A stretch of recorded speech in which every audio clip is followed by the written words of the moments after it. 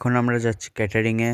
তো আজকের ক্যাটারিংটা অনেক দূরে, তো বাসে করে যাচ্ছি। এরা এইভাবে কি দেখছে, তো তাই দেখে আমিও তাকালাম। তো আমি দেখে অবাক, এখানে ক্যাটারিং এর কাজ আছে। তো এই মালটা গামছা পরে কাজ করবে, আর আমরা এদিকে জামা প্যান্ট সব নিজের নিজের পাল্টে নিয়েছি। তো এখন আমাকে 25 তলায় যেতে হবে লিফটে করে। ওপর থেকে জল আনতে গেছিলাম, জলটা নিয়ে এসে দেখি এখানে সব গোছানো হয়ে গেছে। তো এসে দেখি এইখানে এই মালটা বসে বসে কি ভাবছে। তো এইবার আস্তে আস্তে লোকজন আসা শুরু করলো, আর আমরাও ক্যাটারিং করা শুরু করলাম। ক্যাটারিং এর শেষে আমরাও শুরু করলাম খাওয়া দাওয়া। তো লাস্ট ট্রেন পাবো কিনা জানি না।